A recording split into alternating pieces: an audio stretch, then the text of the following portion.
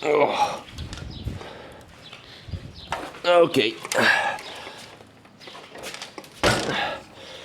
Oh. I have a fix that I think is going to make this thing drive 1,000,000 times better. Let me show you what I got.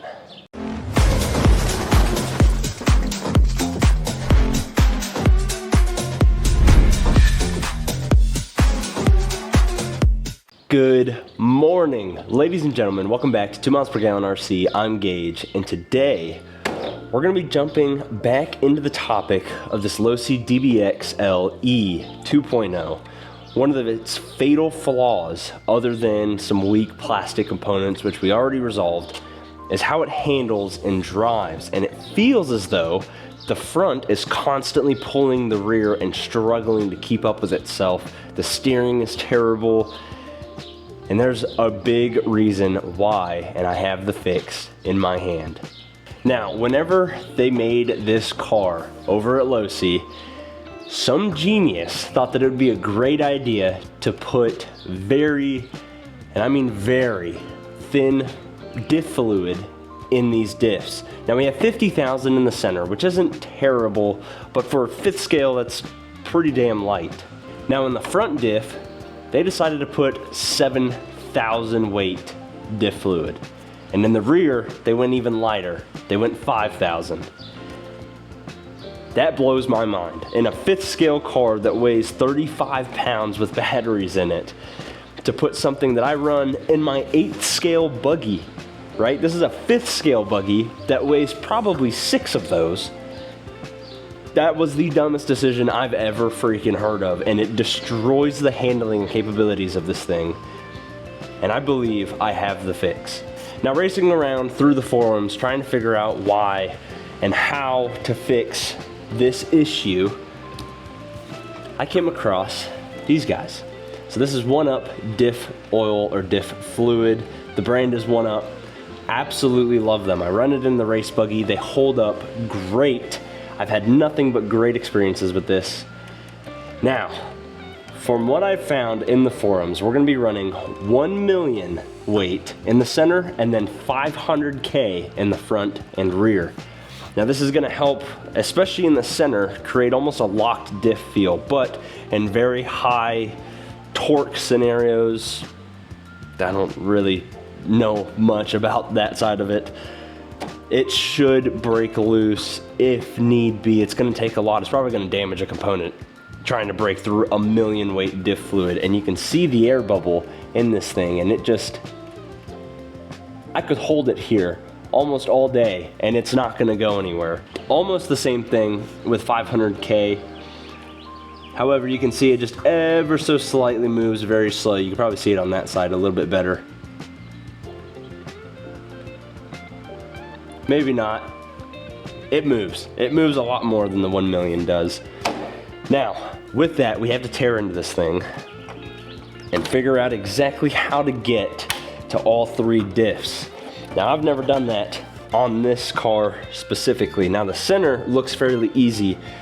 The front and rear, however, those look like they're gonna be a major, major pain. And I am not looking forward to that at all. So I guess we'll start with the center and figure it out from there. Now this is not going to be a tutorial video on how to tear this thing apart. As a matter of fact, I'm probably gonna have to end up watching one. And we'll figure it out from there. Now first, we're just gonna start undoing a couple things. I can see a couple covers that need to come off and so forth. Oh my goodness, the front and rears are gonna be a pain. This is not gonna be fun, but it should be well worth it in the end. Now, let's get wrenching. All right, I think we got it figured out. So we had to unmount the ESC here, and then on the bottom side, both the motor mount as well as the center diff mount, there are 5 screws total. We got those out, and now everything is loose. And if we take the dog bones out, we have access to that beauty there. Now trying to figure out, oh, never mind. That's pretty simple. Wow. That is one hell of a diff. And those bearings feel really good so far. even holding on to that front one. Now, if y'all seen the video where I showed this off and me picking it up, I actually got this second hand, found it on Marketplace, and the dude said that he only ran it once or twice, and judging by these bearings alone, I'd say that's true. They feel amazing. Wow. Okay, so with that, we'll go ahead and we will, I don't know. Do we want to just do the center one and then worry about the backs? Yeah, we'll go ahead, we'll service the center diff for now, put it all back together, and then we'll tackle the front and rear. Now I went ahead and cleaned it off, and just by doing this, I can already tell you right now that is way, way too light. Now with a clean working surface, I believe these are a 2.5 mil. Now you're gonna wanna do these by hand, because if you strip these, you're kind of screwed. And so far, everything feels fine.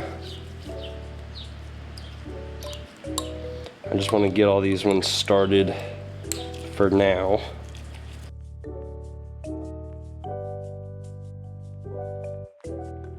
Okay, with all the screws removed, now for the moment,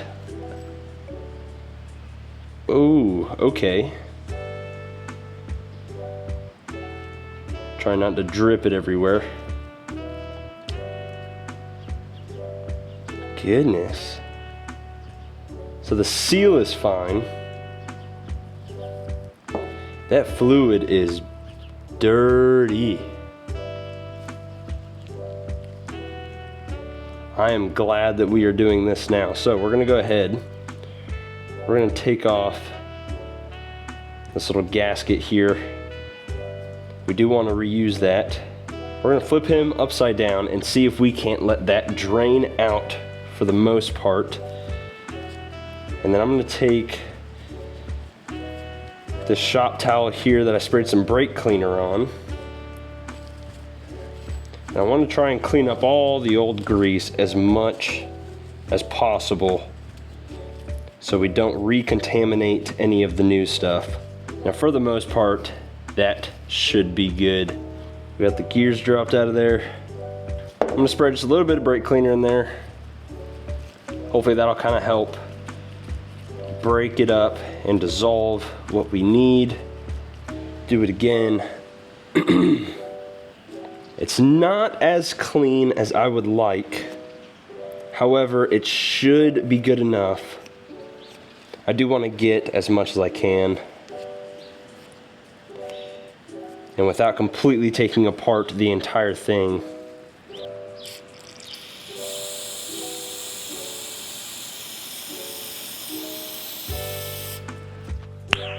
Nice.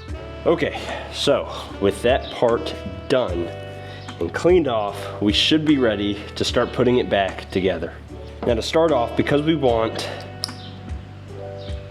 the underside to also have some fluid in it, we're gonna go ahead, oh my goodness. This stuff is like literal molasses. Oh my goodness. 1 minute, 37 seconds later. Now without getting any on the edges. Oh goodness. Whoa. Come on.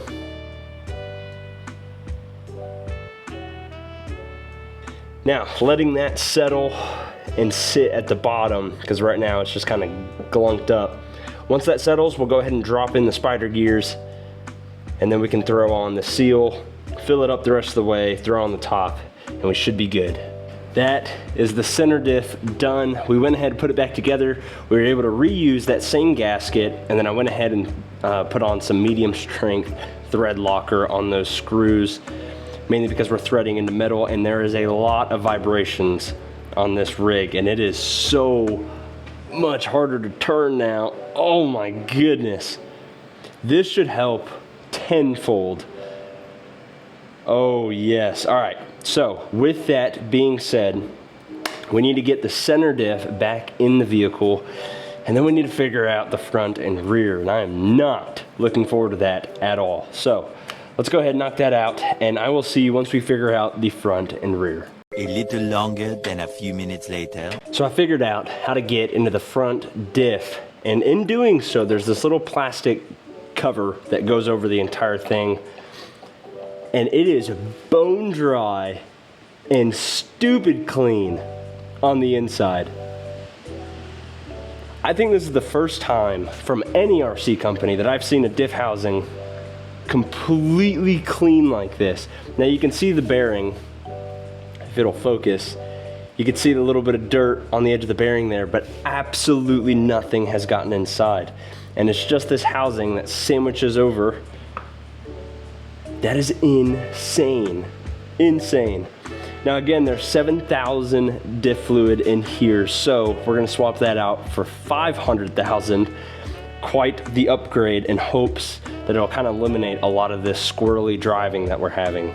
So, without further ado, I'm gonna go ahead and clean off all this grease. Even though it looks completely fine, I think updating this grease will be a little bit of a help in the long run. We'll even swap it over to some high heat grease, and then tear down the inside, drain it out, and do all the same that we did for the center diff. So I'm gonna knock that out, and I'll see you in a minute. All right, so I tore into the back. We figured out the rear of it, and it is quite a pain to get to, but it's honestly not terrible. The center diff was definitely worse. You just have to take off the entire frame for the rear wing, and then you essentially have access, and it's the exact same bolts and mounting as the front, where you just want to take off the sway bar, you want to take off this guy, your hinge pin brace, and then the entire assembly will slide forward. Oh, there's actually 2 screws. There's one there and one there holding on the back side of this housing. You can see the hole for them right about there is where they go, and then this little notch slides right in just like so. So once you get all that, you'll be able to slide it off, take off the screws, and now we have access to do the rear diff. So with that, I'm gonna go ahead and knock out this rear diff, put it all back together, and we will be done. It's honestly not terrible and nowhere near as bad as I thought it was gonna be, but we'll see. We'll see what the process is like. So far, both the front and the center diff, the fluid was pretty decent. It was dark, it was metallic-y. That's just from the gears wearing down over time. But so far, nothing catastrophic. All the gears and the teeth actually look really good. So hopefully that's the case for the rear. I'm about to take it apart. We're gonna fill it up with the 500,000 just like we did with the front. Now with all that done, hopefully we'll be able to gauge or at least get an idea of how much better this thing will actually handle and how much it completely lowers that squirreliness or uncontrollability that this thing has at a lot of the higher speeds or higher top end. So with that being said, I'm gonna go ahead and jump into it, and I will see you once it's done. Just like that, we are good to go. And just holding the front tires and trying to move it is a very noticeable difference. Trying to spin both the front and the rears like on their own still is a little loose. So I think I'm honestly gonna leave it. I think it's good. I think it's good enough. Now, if you notice, I'll leave these back 2 on the ground. That's that center diff doing its job. Oh my goodness. I think the center diff is perfect. If not, I almost believe that a locked center diff might be better. But the front and rear with the 500,000 feels so much better. So much better. I think we'll hook up a lot more. Now, there's only one thing left to do, and that's to throw some batteries in and test it out. So, let's get to it. Oh, she feels so good.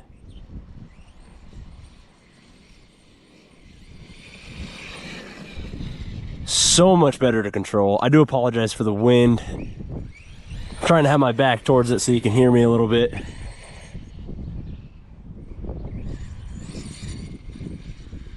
But man, she is hauling ass.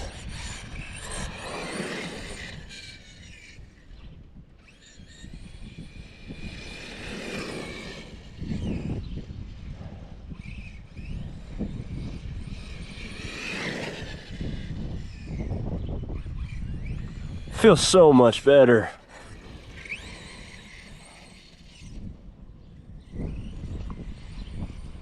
It feels like you can actually predict exactly where it's gonna go and where it wants to go. It's no longer like terrifying to drive, which is just fantastic.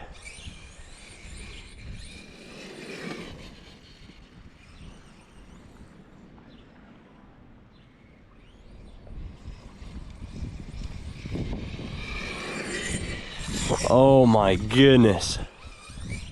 Now let's see on pavement here. Let's get a little flyby. Oh, it's so much more controlled.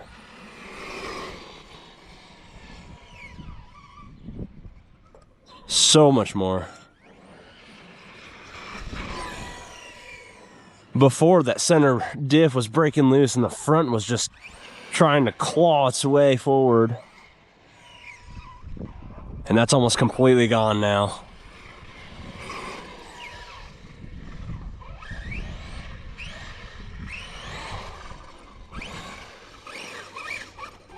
I can still get it to slide, but it's nowhere near as happy to anymore. Oh, this thing is fantastic.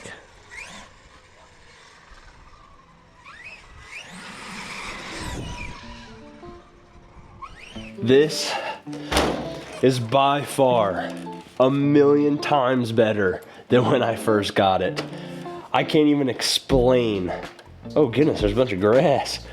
I can't even begin to explain how much better this thing feels, how much more planted and controlled it feels. Before, it was just so squirrely, going all over the place. You're constantly having to make adjustments. Even with the AVC controls or dial all the way up, it was still really, really sketchy to drive. But that just completely woke it up. Oh my goodness. Now, these tires are in fact dry rotted. So next stuff is getting these guys replaced, and I think I have a plan for that. I just don't know for sure yet. So I'm gonna do some testing, and until then, I hope that you guys enjoyed and learned a little something today. And with that, peace out.